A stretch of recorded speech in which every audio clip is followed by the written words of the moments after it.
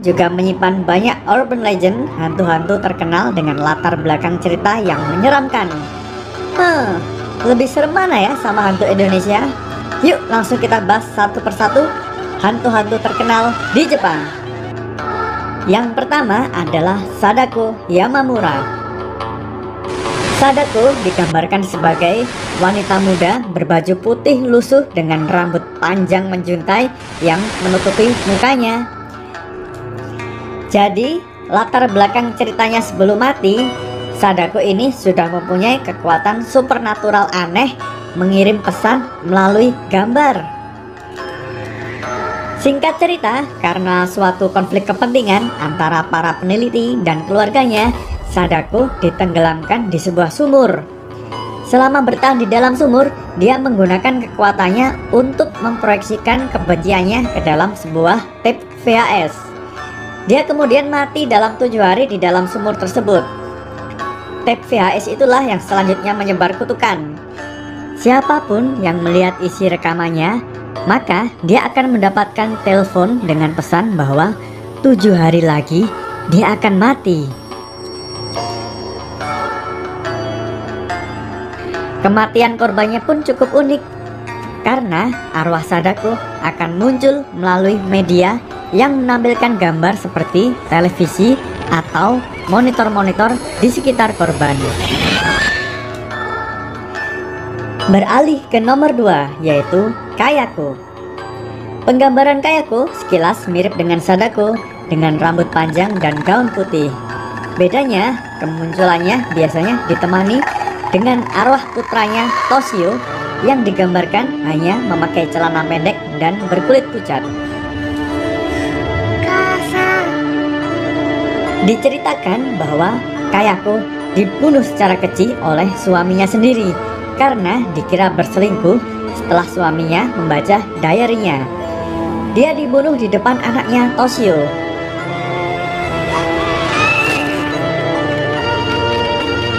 Toshio pun akhirnya juga terbunuh oleh ayahnya sendiri karena ayahnya mengira bahwa Toshio bukan anaknya. Karena mati dengan menyimpan dendam yang amat sangat, arwah Kayako pun membunuh dan menghantui penghuni rumah di mana dia tinggal dengan cara-cara yang mengerikan.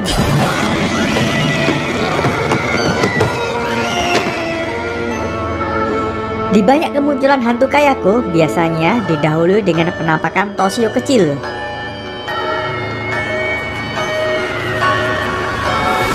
Kayako juga digambarkan bergerak dengan cara merangkak karena dia dibunuh secara kejam, dipukulin sampai tulang-tulangnya hancur semua.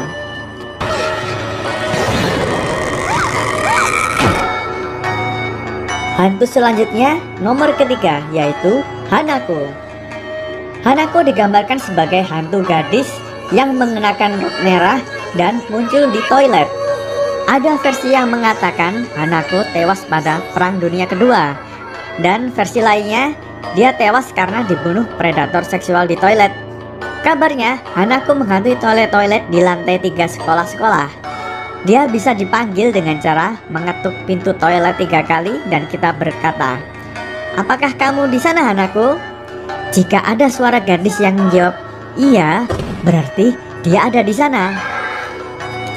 Dan kalau kamu penasaran, kamu bisa membuka pintu toilet untuk mengetahui wujud aslinya. Tapi dengan resiko diseret masuk ke dalam toilet dan menghilang. Oke, beralih ke hantu selanjutnya, yaitu Yuki Onna. Yuki Onna jika diterjemahkan sendiri adalah wanita salju. Dia digambarkan sebagai wanita yang sangat cantik, berkulit putih, yang menampakkan diri di daerah pegunungan bersalju, dan dia biasanya membunuh dengan cara membekukan atau menghisap jiwa seseorang. Cerita legenda paling terkenal dari Yuki Onna adalah ketika ada 2 lelaki tua dan muda tersesat dalam badai salju. Mereka beristirahat di sebuah gubuk. Yuki Onna pun muncul diam-diam dan menghisap jiwa lelaki tua. Lelaki yang lebih muda tiba-tiba bangun dan melihatnya. Tetapi Yuki Onna membiarkannya hidup karena melihatnya masih muda dan tampan. Tetapi dia mengancam pemuda itu bahwa akan membunuhnya jika menceritakan hal ini ke siapapun. Berbulan-bulan setelah kejadian tersebut, lelaki muda itu bertemu seorang wanita cantik yang tersesat di pinggir hutan. Dia kemudian menikah dengan wanita tersebut sampai mempunyai anak.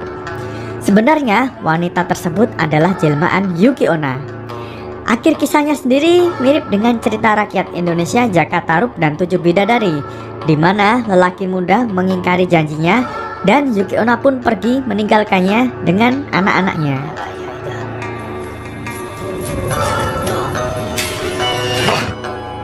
Beralih lagi ke hantu selanjutnya, yaitu Hikiko. Hikiko adalah hantu gadis cilik yang digambarkan selalu menyeret sebuah karung. Yang konon setelah didekati ternyata karung tersebut berisikan mayat atau manusia yang sekarat. Menurut banyak cerita yang beredar di Jepang, dulunya Hikiko adalah gadis cilik yang semasa hidupnya selalu disiksa, ditindas oleh orang tua maupun teman-teman di sekolahnya. Penyiksaan itu pada akhirnya membuat Hikiko cacat lalu tewas dengan keadaan mengenaskan. Hikiko pun menjadi arwah gentayangan yang ingin membalas dendam kepada siapa saja yang pernah menyakitinya selama ia hidup. Setelah kematiannya, dia bergentayangan menakuti teman-teman di sekolahnya.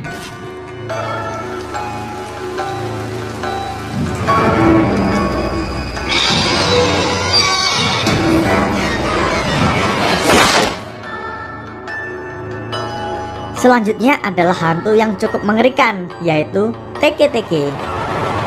Nama aslinya adalah Kashima Reiko. Hantunya digambarkan sebagai gadis dengan pakaian ala anak SMA Jepang, tetapi tubuhnya terbelah tanpa bagian kaki.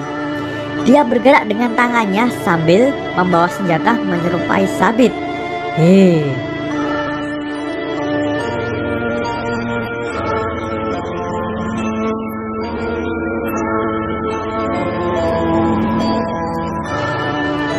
Kisah awalnya berasal dari seorang gadis yang sering dibully teman-temannya. Suatu hari di sebuah stasiun, temannya Usil menakut-nakutinya dengan menaruh serangga di pundaknya. Dia kaget dan terjatuh di rel. Dan secara cepat kereta yang lewat membelah tubuhnya menjadi 2 bagian. Sejak saat itu, arwahnya pun menghantui remaja yang sering berkeliaran di petang hari. Nama Teke-Teke sendiri diberikan karena suaranya saat bergerak mengejar korbannya dilafalkan tak tak tak tak tak. Jadinya dipanggil Teke-Teke deh.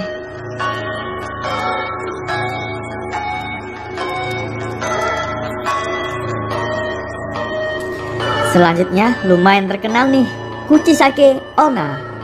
Digambarkan sebagai seorang wanita yang selalu mengenakan masker di mulutnya dan membawa gunting. Wujud yang mengerikan akan tampak setelah dia membuka maskernya, di mana mulutnya sobek melebar seperti digunting dengan kasar. Latar belakang ceritanya diceritakan bahwa dia dulu seorang istri yang cantik, tetapi karena suatu kejadian suaminya cemburu berat lalu merobek mulut dan membunuhnya. Arwahnya pun kemudian bergentayangan tiap malam, berkeliaran dengan bertanya pada orang-orang yang ditemuinya. Dia akan bertanya, apakah aku cantik? Rata-rata orang yang ditemuinya akan menjawab iya. Dia lalu akan membuka maskernya, memperlihatkan mulut yang sobek dan bertanya kembali, kalau sekarang bagaimana? Kalau korban menjawab iya, maka Kuchisake Onna akan menyobek wajahnya dengan gunting yang dibawanya. Aku dulu juga pernah ketemu waktu di Jepang loh. Alhamdulillah bisa lolos. Kalau mau tahu jawabanku atas pertanyaannya, bisa lihat videonya. Langsung klik pojok kanan atas ini ya. Oke, itulah beberapa legenda hantu Jepang yang sangat populer di masyarakat.